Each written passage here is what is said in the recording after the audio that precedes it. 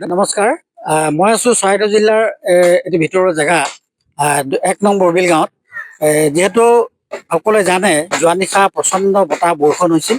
এই বতাহ বৰষুণৰ ফলত সমগ্ৰ অঞ্চলটোতে বিস্তৰ ক্ষতি সাধন কৰিছে। ৰাস্তা পদূলিবিলাকত গছ গছনি পৰি যথেষ্ট ৰাস্তা অহা যোৱাত ব্যাহত হৈছে। কিছু লোকৰ ঘৰো ভাঙিছে বুলি আমি ইতিমধ্যে গম পাইছোঁ। তাৰ মাজতে মই আছোঁ এই 1 নং বৰবিল গাঁৱৰ গৌখা শিৱ মন্দিৰ প্ৰাংগণত। যিহেতু যোৱা নিশা যিটো বতাহ ধুমুহা আহিছিল, এই বতাহ ধুমুহাত এই ঘৰটো সম্পূৰ্ণৰূপে বিধ্বস্ত কৰিছিলে। এই সমগ্ৰ দৃশ্য মই দেখুৱাবলৈ মোৰ কেমেৰামেন বন্ধু আছে, তেখেতক মই অনুৰোধ কৈছোঁ যে কেনেধৰণে যোৱা নিশা বৰষুণত গোটেই তছনছ কৰি পেলালে এই নামঘৰ ভাগ। যিহেতু মণিকূটটো পকা থকাৰ কাৰণে বাচিলে, কিন্তু বাকী নামঘৰটো সম্পূৰ্ণৰূপে ভাঙি বিধ্বস্ত হৈছে। ইতিমধ্যে স্থানীয় লোকসকলে মেৰামতি কামত লাগি আছে। তাৰ মাজতে এজন আছে ইয়াতে কাম কৰি থকা, তেখেতক মই জানিব বিচাৰিম যে কি হৈছিলে যোৱা নিশা, নে কেনেকে ঘৰটো ভাঙিবলৈ হ'ল?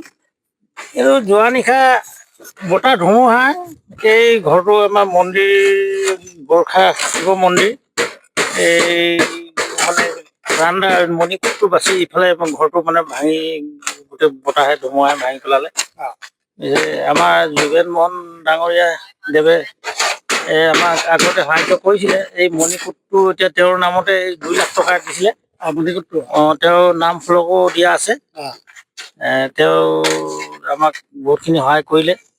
আৰু আগৰটো পিছতো মানে আমাক কিবা এটা দিম, নামঘৰটো ইফালে দিম বুলি কৈছিলে, কিন্তু আমি সময়ত যাব নোৱাৰা কাৰণে আমি দুখিত, কিন্তু থাকি গ'ল।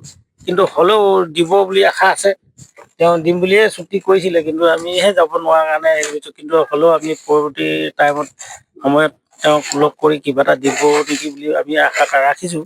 আজি ইয়াত কিমান কি নষ্ট হ'ল আপোনাৰ? আমাৰ ইয়াত ভালেমান বস্তু বাহিনী আছিলে, সেইখিনিও নষ্ট হ'ল। চকী টকী ভাঙিলে, 3-4খনমান চকী ভাঙিলে আছে। আৰু এইবোৰ ঘৰ কিছুমান চিমেণ্টো অলপ আছিলে, সেইখিনিও নষ্ট হ'ল। টিংপাত বহুতখিনি ফাটিলে, নষ্ট হ'ল। আমাৰ বাদ্যযন্ত্ৰ অলপ নষ্ট হ'ল, বৰষুণৰ পানীত পৰিলে ঢুলুকি অলপ ফাটিলে। পৰৱৰ্তী সময়ত যিহেতু স্থানীয় মন্ত্ৰী, কেবিনেট মন্ত্ৰী তথা স্থানীয় বিধায়ক যোগেন মোহন আছে, কিবা আহ্বান জনাব নেকি এই ঘৰটো সন্দৰ্ভত? তেওঁ আকৌ তেওঁ দিব বুলি আশা আছোঁ। তেওঁলোক লগ কৰিম আমি। এই ইলেকশ্যনটো চলি আছে, খালি সেইটো কাৰণে যাব পৰা নাই। তেওঁ যি সহায় কৰিম বুলি কৈছে, সহায় কৰিব মই আমাৰ জনাত। আমাৰ তেওঁৰ লগতে আমি তেওঁৰ ইলেকশ্যনত আমি তেওঁৰ লগত জড়িত আছোঁ। আমি তেওঁৰ পাৰ্টীয়ে হয়। কালি আমি আপুনি ইলেকশ্যন কৰোঁতে মোৰ কথা মনলৈ আহিলে, যিহেতু পঞ্চায়ত নিৰ্বাচন সমাগত, সমগ্ৰ অসমত এতিয়া পঞ্চায়ত নিৰ্বাচনৰ ঢৌ মানে যথেষ্ট চলি আছে। আপোনালোকেও নিশ্চয় ইয়াত অৱগত। আৰু বিভিন্ন ঠাইত পঞ্চায়তৰ প্ৰাৰ্থীসকল নিজৰ ভোট কেনেকৈ পাম তাৰ কাৰণে সমগ্ৰ গাঁৱত ঘূৰি আছে।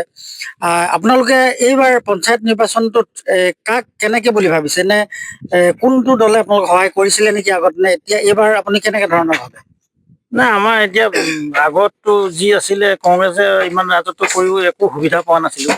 কিন্তু এতিয়া বিজেপি চৰকাৰ অহাৰ কাৰণে আমাৰ যোগেন মোহন ডাঙৰীয়াদেৱে আমাক সাহাৰ্যও প্ৰদান কৰিলে। আমাৰ মণিকূটটো হ'ল। ৰাইজৰ সহায় যিজনে কৰে সেইজনকে আমি সমৰ্থন কৰোঁ। আৰু এতিয়া আমিতো বৰ্তমান তেওঁৰ লগতে আমি জড়িত, আমি বিজেপি দলতে আমি আছোঁ। আৰু আমি বুথ কমিটিৰ আমি সদস্য লগত জড়িত আছোঁ।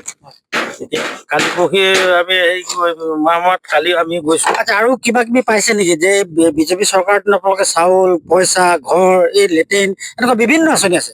এই আঁচনিবিলাকত আপোনাৰ গাঁৱৰ মানুহে পাইছে নে নাই পোৱা? কিবা যথেষ্ট পাইছে, প্ৰতি ঘৰে পাইছে। আমি জনাত ময়ো পাইছোঁ, বা আমাৰ চবেই ওচৰ চুবুৰীয়া চবেই পাইছে। কিবা এটা নহয় কিবা এটা পাইছেই। লেট্ৰিন পাইছে, নহ'লেও কৃষক PM কিষাণ পাইছে, অৰুণোদয় পাইছে। 2-1 থাকি গৈছে, সেইটো যেনিবা দিম বুলি কৈছে, চুক্তি কৰিছে। দিব, তেওঁ আশা আছে আমাৰ। তেওঁ তেনেকুৱা মানুহ নহয়। তেওঁ যি কয়, কথা ক'লে মানে পূৰণ কৰে তেওঁ। ধন্যবাদ থাকিল। ইয়াত যথেষ্ট লোক আছে, তেওঁলোকে কামত বৰ্তমান ব্যস্ত হৈ আছে। আৰু এজন ব্যক্তি আছে, আপুনি এনে এতিয়া ইলেকশ্যনৰ কথা যেতিয়া ওলাই গ'ল, মই অৱশ্যে নামঘৰৰ কথাটোক লৈ আহিছিলো, তাৰ মাজতে পঞ্চায়ত নিৰ্বাচন যিহেতু সমাগত, এইবাৰ কি বুলি ভাবিছে আপোনালোকে ৰাইজে? এইবুলিতো বিজেপি চৰকাৰে আমি সমৰ্থন কৰিছো আৰু তেওঁৱে পাব, এনে জিকিব বুলি ভাবিছে নেকি? জিকিব 100% তেওঁৱে জিকিব। অৱশ্যে এইটো বিধানসভা ইলেকশ্যন নহয়, এইটো পঞ্চায়ত, যিহেতু ইয়াত ৱাৰ্ড সদস্য, AP মেম্বাৰ অৰ্থাৎ আঞ্চলিক পঞ্চায়তৰ সদস্য আৰু ZPC তিনিও এটা এইটো নিৰ্বাচন হ'ব। এই গোটেইকেইটাতে জিকিব বুলি ভাবে নেকি? এ, গোটেইকেইটাতে জিকিব, কাৰণ আগতো আমাৰ ইয়াত কংগ্ৰেছ চৰকাৰে মানে জিকিছিলে, কিন্তু এইবুলি জনতা বহুত সজাগ, গতিকেলৈ বিজেপি চৰকাৰে আগন্তুক দিনত জিকিব বুলি মই সমৰ্থন কৰোঁ। কিন্তু মই জনাত এই ৱাৰ্ডটো আৰু এই পঞ্চায়তটোত আন কিবাৰটো কংগ্ৰেছে জিকি আছিলে, ৱাৰ্ডটো কংগ্ৰেছ আছিল, ইয়াৰ পঞ্চায়তৰ সভাপতিজনো কংগ্ৰেছ আছিলে। তো এইবাৰ আপোনালোকৰ কেনেকে বিশ্বাস হ'ল যে বিজেপিয়ে জিকিব? জিকিব মানে এনেকুৱা এটা পৰ্যায় পাইছেগে এতিয়া, যিবিলাক সুবিধা চাকৰিৰ পৰা ধৰি পিনে এতিয়া বৰ্তমান গোটেইখিনি যিবিলাক চৰকাৰৰ মানে দিবলগীয়া আঁচনিবিলাক, যে এই চৰকাৰখনে এনেকুৱা মানে সমান্তৰালভাৱে চাইছে, তেওঁ সকলোকে মানে সমানভাৱে চাইছে। সেইকাৰণে যিবিলাক কংগ্ৰেছী যিবিলাক বৰমূৰীয়াসকল আছিলে, তেওঁলোকো মানে এতিয়া বিজেপিতে জইন কৰি পিনে সমৰ্থন আমাক জনাইছে। সেইকাৰণে আমি দৃঢ় বিশ্বাস যে এইবুলি যে বিজেপিয়ে চৰকাৰখন গঠন কৰিব। ধন্যবাদ থাকিল তেখেতসকলৰ এটা দৃঢ় বিশ্বাস, যিহেতু তেখেতসকলে কৈছে যে বিজেপিয়ে কোনো মানুহক বচা নাই, সকলোকে যেনেধৰণে সম পৰিমাণে তেওঁলোকৰ আঁচনিসমূহৰ যিবিলাক দিবলগীয়া বস্তুসমূহ বিতৰণ কৰিছে। যিকোনো খবৰৰ বাবে যোগাযোগ কৰক 7099017330 লগতে 7099017110 নম্বৰত।